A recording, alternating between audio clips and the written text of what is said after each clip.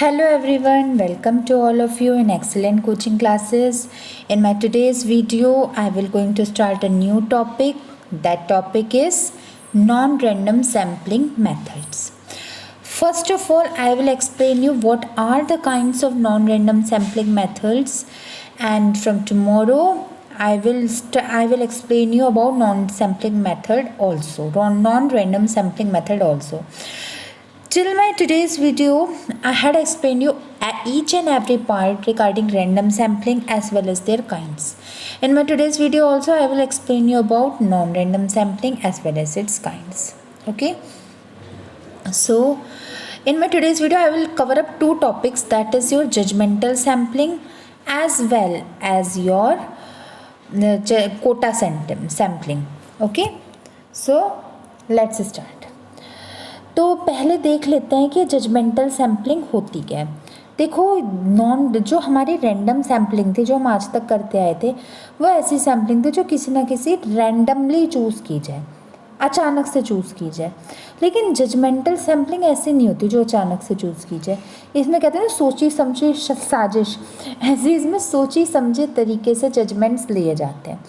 इसमें जजमेंट्स वो ही लिए जाते हैं, उसी तौर तरीक़ों से लिए जाते हैं जिस तौर तरीक़ों से आपको कुछ आपने पहले प्लान कर रखा हो। जैसे रैंडम सैम्पलिंग में तो आप कुछ प्लान नहीं करते, कुछ नहीं करते, चल सैम्पलिंग लेने आ चल ले लेते हैं आके। But in non random sampling, क्योंकि रैंडम नहीं होते, आपको कुछ ना कुछ एक पर्टिकुलर थिंग, एक पर्टिकुलर नॉलेज आपके दिमाग में पहले भी होनी चाहिए उस चीज़ के बारे में जिस चीज़ की आप सैम्पलिंग ले रहे हो। बेसिकली जो इसमें चीज़ अफेक्ट करती है वो होती है जो एक आपका सैम्पल्स कलेक्ट कर रहा है उसका जो ओनर है, मतलब जो सैम्पलर है या आप कह लो जो सैम्पलिंग कलेक्ट कर रहा है, उसकी नॉलेज, उसको आपकी चीज़ के बारे में कितनी नॉलेज है, उसको आप लोगों के बारे में कितनी नॉलेज है, और वो किस बेसिस पर आपको जज कर रहा है। जज ही तो हुआ ये, किस बेसिस पर आपको जज कर रहा है। ये तो था मेरा प्रीफेस। चलिए मैं अब आपको टेक्निकल डेफिनेशन बताती हूँ। इसकी फर्स्ट डेफिनेशन है, पहली बात याद रखना, कभी भी एग्ज़ाम में बच्चों को कंफ्यूज करने के लिए टीचर आपकी सिंपल डायरेक्ट तरीके से नहीं पूछती कि वो चीज़ क्या होती है। Teacher will never ask you about what is judgmental sampling. Teacher will ever time ask you the another name of the same topic, मतलब दूसरा नाम सेम टॉपिक का। जैसे जजमेंटल सैम्पलिंग को हम पर्पसिव सैम्पलिंग या पर्पसिव सैम्पलिंग भी कहते हैं। अब मैं आपसे कह लूँ जजमेंटल सैम्पलिंग या मैं आपसे कह लूँ purposive sampling, the means of both are same. तो आप कहोगे नहीं कि this is not as just judgmental sampling only ma'am, this is also called as purposive sampling. ठीक है, ये इसका अनदर नेम होता है। इसमें क्या होता है, the sample members are chosen on the basis of researcher's knowledge and judgement. अभी भी मैंने आपको बताया, इसमें जो सैम्पल कलेक्ट किए जाते हैं वो रिसर्चर की नॉलेज के बेसिस पे होते हैं। मैंने आपको एक्सप्लेन करने से पहले बता दिया था कि इसमें आपके रिसर्चर की क्या नॉलेज और क्या जजमेंटल पावर और किस बेसिस पे वो आपकी चीज़ को जज कर रहा है, इसके बेसिस पे आपके सैम्पल्स को कलेक्ट किया जाता है। ठीक है स्टूडेंट्स। फिर सेकेंड इसका पॉइंट है, it enables you to select cases that will best enable you to answer your research questions and to meet your objectives। ये उस तरीके के लोगों को अपनी इन्वेस्टिगेशन का हिस्सा बनाता है या उन्हें कलेक्ट करता है जो कि बेस्ट, सबसे अच्छे तरीके से आपके क्वेश्चंस का, जो आपने क्वेश्चनरी तैयार की होगी, मैंने बहुत अच्छे से आपको क्वेश्चनरी भी एक्सप्लेन करी है, आपने जो जिस तरीके से क्वेश्चंस को प्लान किया है उस तरीके से आपकी नीड फुलफ़िल हो पा रही है या नहीं हो पा रही, आपके ऑब्जेक्टिव्स फुलफ़िल हो पा रहे हैं या नहीं हो पा रहे। ठीक है, इसमें आपका मेन रोल रिसर्चर अदा करता है, लेकिन नॉन रैंडम सैम्पलिंग में ऐसा कुछ नहीं होता। अब एक हम करते हैं इसके इस डायग्राम से मोर अंडरस्टैंड। आपको ये दोनों डेफिनेशंस तो आ गई ना, दोनों पॉइंट डेफिनेशन के लिख लेना अपनी नोटबुक में। अब मैं आपको पहले ये डायग्राम एक्सप्लेन करती हूँ। देखो, जजमेंटल सैम्पलिंग में इतने सारे आपके लोग खड़े on your left hand side में 1 2 3 4 5 6 7 8 9 10 11 12 persons are standing there, and आपके जो रिसर्चर है उन्हें इन्वेस्टिगेशन करनी है। देखो, एक बीच में ये वाला आपका रिसर्चर है, इतने सारे लोग हैं, उसने 12 आउट ऑफ 12 ओनली इन 4 लोगों को सेलेक्ट किया अपने जजमेंटल सैम्पलिंग करने के लिए। अब इन 4 में कुछ तो बात होगी, समथिंग तो कॉमन होगी। या तो ऐसा हो सकता है ये इन्हें पहले से जानता हो, इन 4 लोगों को, उन्हें पता हो कि वो आंसर्स अच्छे से देंगे। या ऐसे हो सकता है ये मतलब ये कोई मार्क्स का इनका क्राइटेरिया हो, या इंटेलिजेंस का कोई क्राइटेरिया हो। क्राइटेरिया कुछ भी हो सकता है आपका, लेकिन इसमें जो आपका रिसर्चर होता है वो कुछ ना कुछ अपनी नॉलेज के बेसिस पे सैम्पलिंग इकट्ठी करता है, वरना ये 12 में से कुल 4 ही सेलेक्ट ना होते। समझ गए? अब देखो, मैं इस डायग्राम के अकॉर्डिंग भी आपको समझाऊंगी, ये भी जजमेंटल सैम्पलिंग का ही है। इसमें देखो ए है, ए आपका ग्रुप ऑफ पीपल है जो इन्वेस्टिगेशन देने के लिए तैयार है। उसमें से आपके जो रिसर्चर है उसने 2 ग्रुप में बांट लिया कि एक बी होगा एक सी होगा। फिर बी के नीचे उसने बांट लिया इसमें डी ई एफ होगा, फिर ई के नीचे बांट लिया जे के एल होगा, ऐसी जी एच आई और एम एन ओ। मेरा कहने का सिर्फ और सिर्फ ये मोटिव है कि जजमेंटल सैम्पलिंग में आपको कुछ ना कुछ बेसिस पे आपके लोगों को सेलेक्ट किया जाता है, जजमेंट्स के बेसिस पे, जिससे आपकी सैम्पलिंग फर्दर हो सके। ओके, जो गॉट माई पॉइंट। ये जो भी मैंने आपको बताया इनको अपनी नोटबुक में नोट डाउन करना बिल्कुल भी मत भूलना विद डायग्राम्स। अब हम अपनी प्रथा के अनुसार पढ़ते हैं what are the advantages as well as disadvantages of your judgmental sampling. देखो, अगर हम जजमेंटल सैम्पलिंग की बात करें तो इसके पहला सबसे बढ़िया इसका एडवांटेज होता है लो कॉस्ट, ये सस्ते होते हैं। क्यों? क्योंकि करना तो कुछ भी नहीं होता, सिर्फ एक सैम्पलर का ही तो काम होता है करने का। वो अपनी चीज़ों को निकाल लेता है, अपने जजमेंट्स ले लेता है और उसके बेसिस पे सैम्पलिंग कर देता है, तो सस्ता ही होता है। सेकंड होता है लेस टाइम इन्वॉल्व। टाइम इसलिए कम इन्वॉल्व होता है क्योंकि अगर आपको पहले से किसी पर्सन के बारे में पता हो, या आप अपना सोच के जाओ मुझे ऐसे ऐसे ऐसे ऐसे तरीके से सैम्पलिंग करनी है, तो आपका समय भी बचेगा। डायरेक्टली आप जाके कहोगे आउट ऑफ 50 लोग कि मुझे तो ये 10 लोग चाहिए, उठा लोगे और कर लोगे उन पर सैम्पलिंग, तो समय भी कम यूज़ होगा। थर्ड पॉइंट होता है select number of people who are known to be related to the topic are the part of study, which means that there are lesser chances of having people who will distort the data। देखो, अगर मैं किसी एक person को personally जानती हूँ, मुझे पता है वो अच्छा है, I know that he is good, मुझे पता है वो इंटेलिजेंट है, मैंने उसको सैम्पलिंग के लिए इकट्ठा किया, मैंने उसे बुला लिया। अब ये मुझे इसके बारे में पहले से ही पता है कि वो अच्छा पर्सन है, वो मेरी चीज़ को ख़राब नहीं करेगा। तो in the place of it अगर मैं रैंडम सैम्पलिंग करती हूँ, मैं कहती हूँ अरे कोई भी आ जाओ, तो मुझे वो नहीं पता, क्या पता वो गलत आंसर दे जाए, क्या पता वो डिसऑनेस्ट हो, क्या पता वो आंसर में एक्यूरेसी ना लाए। तो थर्ड पॉइंट का मतलब होता है जिस पर्सन को एक ऑलरेडी रिसर्चर अपने ग्रुप में ज्वाइन करता है उसमें कुछ चीज़ कॉमन होती है, कुछ चीज़ अच्छाई होती है उसमें, और वो उस अच्छाई को मद्देनज़र रखते हुए अपने टारगेटेड काम को करता है, जिससे loss of data, distort data मतलब लॉस ऑफ डेटा कम हो जाता है, मिस्टेक कम हो जाती है। कल भी मैंने आपको बताया था सैम्पलिंग एरर्स होते हैं वो कम हो जाते हैं। क्या होता है मैं बताऊँगी आगे समय आने पर।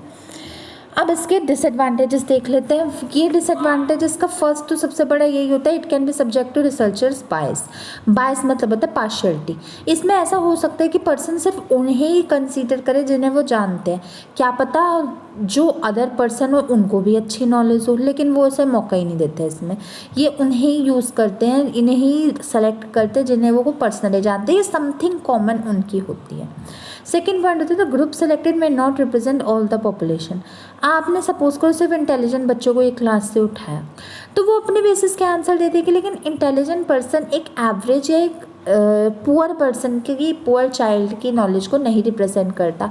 आप जिस बेसिस पे उन पर्सन को चूज़ करोगे वो उसी बेसिस के आपको नॉलेज देगी, बट अगर हम कहें ग्रुप नॉलेज या समरी टाइप का, वो आपको कंक्लूजन नहीं देगी उस बात का। ठीक है, तो ये थे हमारे advantages as well as your disadvantages of judgmental sampling. I hope so आपको जजमेंटल सैम्पलिंग, उसकी फ्लो चार्ट, उसके एडवांटेजेस डिसएडवांटेजेस बहुत ही अच्छे से समझ आ गए होगी। फिर भी in case of any doubt please let me know, मुझे बता देना अगर कोई डाउट हो तो।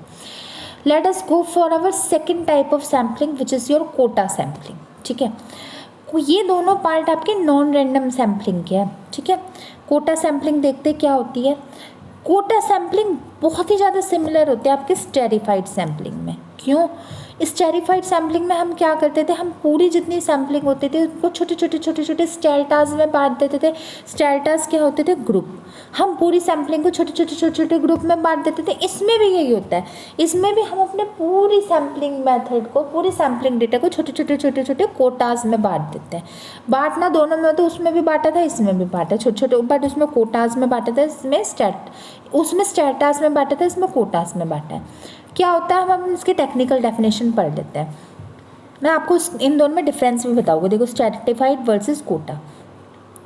पहला है similar to stratified sampling, population is divided into mutually exclusive subset. Subsets मतलब छोटे छोटे पार्ट। वही बात है, मैंने आपको बताया था सिमिलर टू स्ट्रैटिफाइड सैम्पलिंग, ये काफ़ी हद तक सिमिलर होती है स्ट्रैटिफाइड सैम्पलिंग के। और क्यों सिमिलर होती है, क्योंकि ये जो सैम्पलिंग मेथड होता है इसमें भी आप अपने चीज़ों को छोटे छोटे ग्रुप्स में बांटते हो, जैसा कि आप करते थे अपना उस वाली में स्ट्रैटिफाइड सैम्पलिंग में। ठीक है, सबसेट मतलब ग्रुप्स। सेकेंड पॉइंट होता है then judgement is use to select the participant from each stratum based on a specified proportion. फिर उस पर्टिकुलर छोटे कोटा से आप अपने जजमेंट के बेसिस पे या आप अपने निर्णय के बेसिस पे कुछ लोगों को सेलेक्ट करते हो सैम्पलिंग के लिए। सपोज करो एक क्लास में 50 बच्चे, 50 में से मैंने 10 बच्चों को चूज़ के एक ग्रुप में बांट दिया। 10 अगर उसमें मैंने कहा 10 गर्ल्स का ग्रुप, 10 बॉयज़ का ग्रुप, 10 गर्ल्स का ग्रुप जिनके पास PCM है, 10 गर्ल्स का ग्रुप जिसके पास PCB है, बांट दिया। फिर मैं उनमें से जैसे 10 गर्ल्स है उनमें से मैं 5 को चूज़ कर लूँगी अपने सैम्पलिंग के लिए। ठीक है, तो जो मैंने पहले बांटे 10 गर्ल्स 10 बॉयज़, ये सारे आपके छोटे छोटे स्टेटास हो गए। समझ गए? अब डिफरेंस देख लेते हैं कि जब ये सारे ही सेम होते हैं तो स्टेरिफाइड और कोटा में क्या डिफरेंस होता है। पहला डिफरेंस होता है जो esterified sampling requires random sampling for each strata. वही बात है, स्टेरिफाइड सैम्पलिंग आपकी रैंडम सैम्पलिंग का पार्ट है और कोटा सैम्पलिंग आपके नॉन रैंडम सैम्पलिंग का पार्ट है।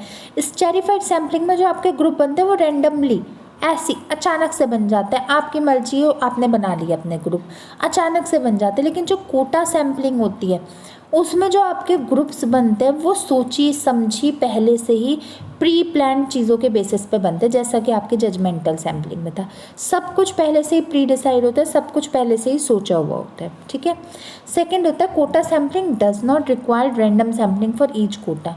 इसमें जो आप एक छोटे छोटे कोटास बनाते हैं ना, उसमें भी ज़रूरी नहीं है कि आप रैंडमली कोई चीज़ सेलेक्ट करो, आप उसे अपनी मर्जी से नॉन रैंडम तरीके से भी सिलेक्ट कर सकते हैं। समझ गए? अब हम क्या करते हैं, अब हमारी ये कोटा सैम्पलिंग तो हो गई, अब हम करते हैं advantages and disadvantages of quota sampling.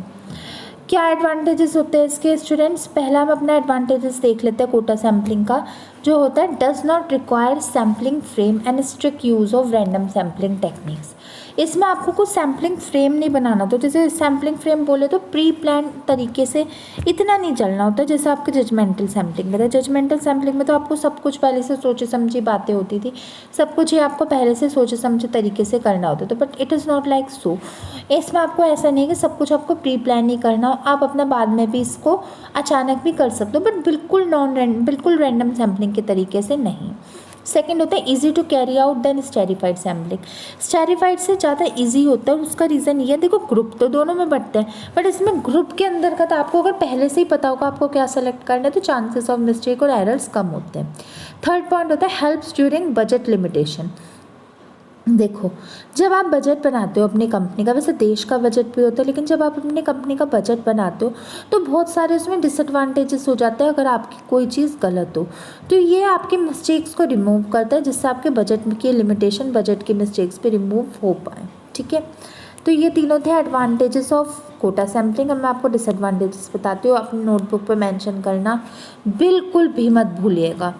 इसका पहला डिसएडवांटेज होता है since samples are not chosen by random selection hard to determine possible sampling error. देखो, अब इसमें रैंडम बेसिस पे तो सिलेक्ट नहीं, तो जो अगर कोई गलती हो जाए, आपको रीचेक करना हो तो सैम्पलिंग एरर, अब बहुत बार सैम्पलिंग एरर आ गया, मैं आपको अपना ये टॉपिक कंप्लीट होकर वही करवाऊँगी, तो बहुत डिफिकल्ट होता है सैम्पलिंग एरर को फाइंड आउट करना इस केस में, क्योंकि ये रैंडमली सेलेक्ट नहीं होते। सेकेंड होता है selection of sample upon accessibility bound to bias. वही बात है, जजमेंटल में भी वही बात है कि इसमें बायसनेस यानी कंपटीशन होता है, पार्शियलिटी होती है, जो सैम्पलर का मन करे वो चूज़ करता है, और वो सेलेक्ट नहीं करता जो एक्चुअल में उन्हें नीड होते हैं, वो अपने ही बेसिस पे कंक्लूजन निकालते हैं। थर्ड पॉइंट होता है टाइम कंज्यूमिंग और कॉस्टली। आपका थर्ड पॉइंट कंबाइंड है, बट आप अलग अलग लिखना, टाइम कंज्यूमिंग अलग लिखना, कॉस्टली अलग लिखना। ये बहुत ही ज़्यादा आपके टाइम कंज्यूमिंग मेथड होता है। पहले बांटो लो ग्रुप में, फिर बांट के सैम्पलिंग करो, कंक्लूजन निकालो, बहुत डिफिकल्ट और बहुत टाइम कंज्यूमिंग और कॉम्प्लेक्स होता है। कॉस्टली पैसा तो इसलिए इसमें ज़्यादा लगता है क्योंकि आप जितने कामों को अपने भागों में डिवाइड कर दोगे उतने ज़्यादा आपके पैसे ज़्यादा लगते हैं। जितना आप अपना काम को ईज से करोगे उतने कम पैसे लगेंगे। ठीक है, तो my dear students, I hopefully so आपको एडवांटेजेस एंड डिसएडवांटेजेस इसके आ गए होंगे। कोटा सैम्पलिंग, उसके बारे में disadvantages and advantages of judgmental sampling, what is judgmental sampling with its picture. I hopefully so आपको समझ आ गया होगा। चलिए, नोट्स बनाते रहिए, अपनी कॉपी में लिखते रहिए। कोई डाउट हो तो मेरे से कभी भी पूछ सकते हो, कभी भी पूछ सकते हो आप। Now I will meet you in my next video with some more interesting knowledge. Till then, goodbye and thank you so very much for watching my video.